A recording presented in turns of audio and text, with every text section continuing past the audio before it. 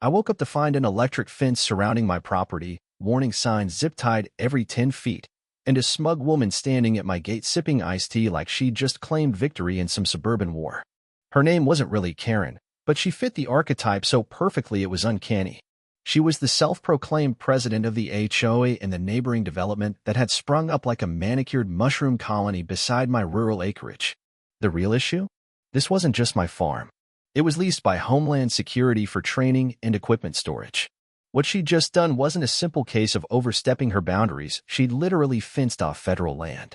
Let me back up. After retiring from the military, I bought this land for its peace, space, and the kind of silence only rural America can provide. My property line ran right up to the edge of a freshly minted suburban development full of houses that looked like Pinterest clones. It was quiet at first, neighbors stayed on their postage stamp lawns, and I kept to my acreage. Then came Karen. She moved into the house closest to my lot and immediately began introducing herself as the HOA president. Clipboard in hand, she knocked on my door the first week demanding I repaint my barn. I informed her the barn was 80 years old and used to house government equipment. Her reply? Maybe Homeland Security needs to file a paint request with the Architectural Committee. I laughed. She didn't. Over the next month, things escalated. Flyers about non-compliance slipped under my gate. HOA newsletters referenced unsightly structures adjacent to the community.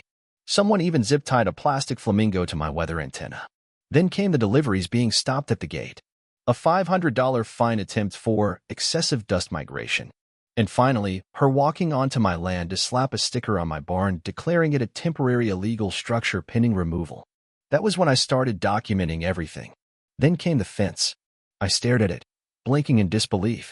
A fully electrified fence, complete with bogus HOA-branded warning signs and comically fake federal logos. Karen was standing at the gate, sipping tea like she'd just annexed a country. I walked out and asked what she thought she was doing. Protecting the community from unstable farm operations, she said cheerily. This land is under federal lease, I reminded her for the 5th time. Then maybe the government should file a zoning request like everyone else. At that point, it wasn't about bylaws anymore. It was about control.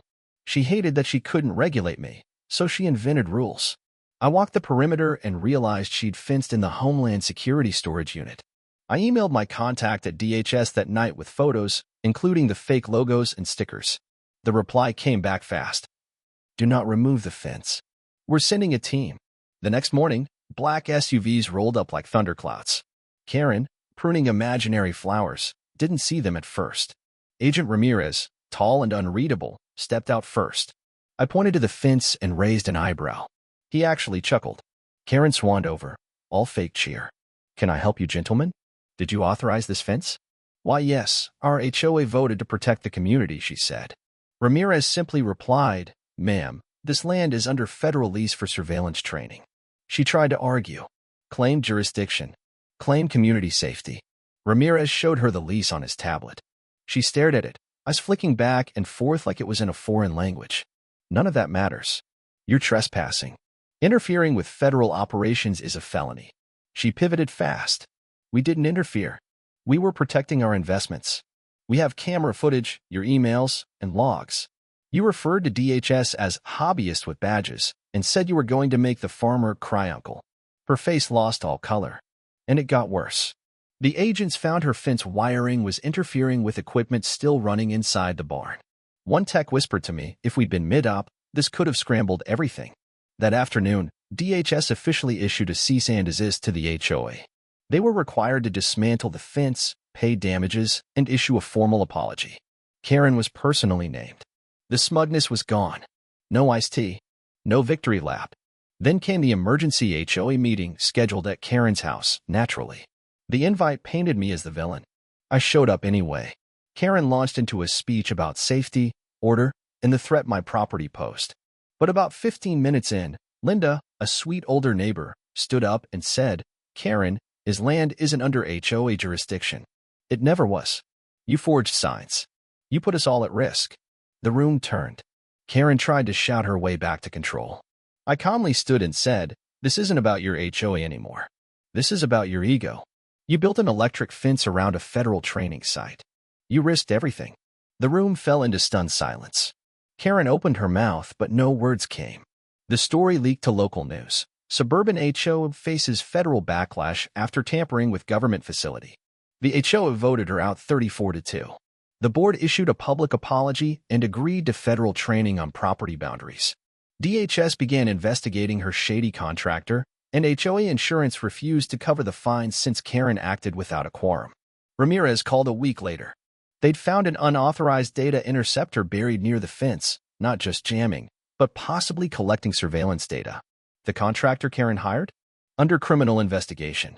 Then came another complaint to the county, anonymous, but with the same typos and language Karen had used before.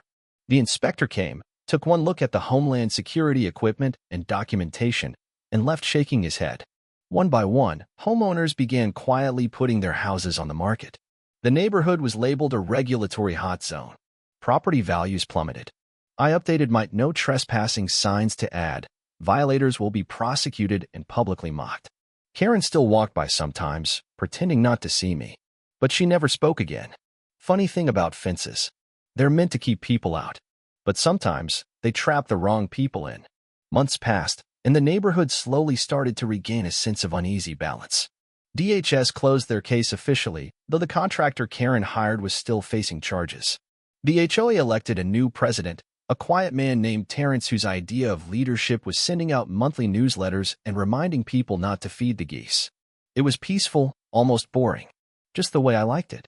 Until I got a certified letter. Not from the HOA. Not from Karen. This one came from a law firm. Apparently, Karen was suing me personally. The claim? Emotional distress, loss of social standing, and my personal favorite, intentional defamation via sarcasm and property signage. It would have been laughable if it weren't so incredibly on-brand. I forwarded the letter to DHS Legal and waited. A week later, their reply came. Stand by. We'll handle it. They did. 3 weeks after the lawsuit was filed, Karen quietly dropped it. No apology. No explanation. Just a silent withdrawal that felt more like a white flag than a legal decision. But by then, the damage to her reputation was already done. Her home sat unsold. Her name whispered with a wince, and her war on fences had become a cautionary tale told at HOA training workshops. As for me, I finally got around to planting sunflowers along the property line. They grew tall and golden, standing as quiet sentinels where the fence once loomed. And every now and then, I'd catch Karen glancing at them as she walked by, her eyes lingering just a little too long before she hurried away. Peace had returned, but the memory of war lingered, etched not in battle scars, but in signposts, sunflowers, and silence.